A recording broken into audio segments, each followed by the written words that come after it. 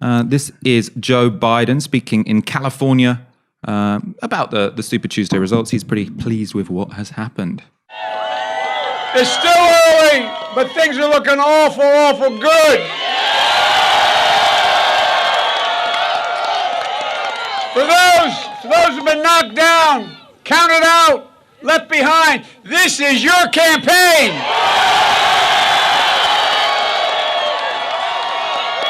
Just a few days ago, the press and the pundits had declared the campaign dead. And then came South Carolina, and they had something to say about it. And we're told, well, when you got to Super Tuesday, it'd be over. Well, it may be over for the other guy. So I'm here to report, we are very much alive. We are very much alive is a new one when it comes to rallying cries when you've just become the front runner in the race to be president. But oh well, that wasn't actually the most awkward moment in his victory speech. This happened at the start of the speech. By the way, this is my little sister Valerie, and I'm Jill's husband. Oh no, you switched on me. This is my wife, this is my sister. They switched on me. That was Biden confusing his wife and his sister, which is, reassuring when we think that this is, 50-50 chance is going to be the person who the Democrats put up against Donald Trump. I mean, you could say that this is good for Bernie Sanders because now it's just him versus Joe Biden. And I mean, we're going to look at some more examples of this a bit later in the show. But Joe Biden does struggle sometimes on stage to be coherent, to finish sentences, to not repeat himself, to recognize his wife.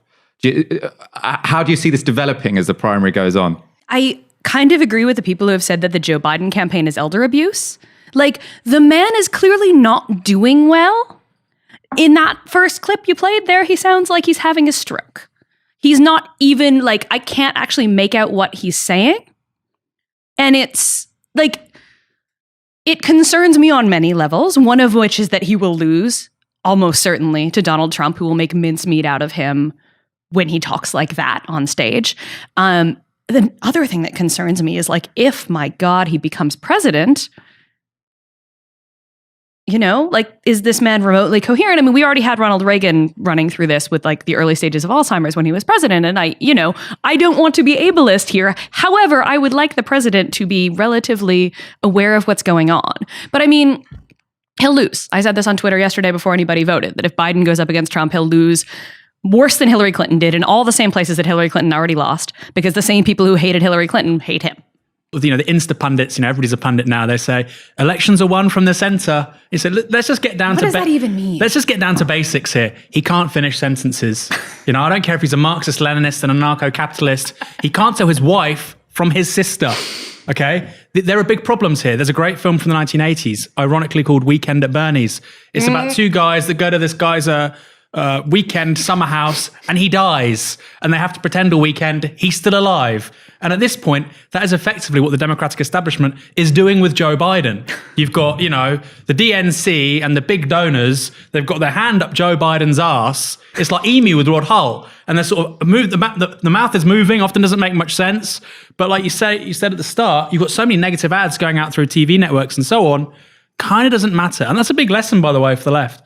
Same as what we learned in this country, and they're now learning in the US. Legacy media is really powerful. You can build a movement, have a great ground operation, have great canvassing, great new media. Yeah. In 10 years, that's going to win you nominations. Right now, it's actually still touch and go. Well, and you're talking about somebody who has some residual good feelings for having been Obama's vice president, right? Joe Biden has run for president now 3 times. This is the first time, Saturday was the first time he'd won a primary.